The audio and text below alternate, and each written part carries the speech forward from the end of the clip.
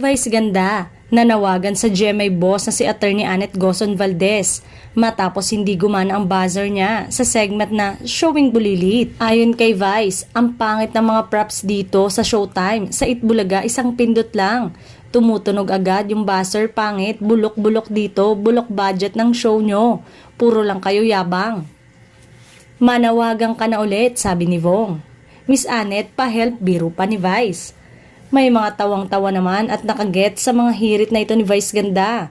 Ang ilan naman ay tila kinonekta agad ang biro nito sa balita na hanggang December na lamang ang Showtime sa GMA Network. Maaalalang nagsalita noon ang TV host comedian na si Vice ganda tungkol sa di umano'y demolition job laban sa mga host ng Kapamilya Noontime Show na It's Showtime.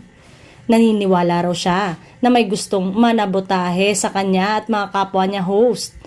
Isa na rito ang espekulasyong hanggang katapusan na lamang ng taon sila mapapanood sa GMA kung saan maaalalang pinalitan nila ang programang Tahanang Pinakamasaya ng Tape Incorporated.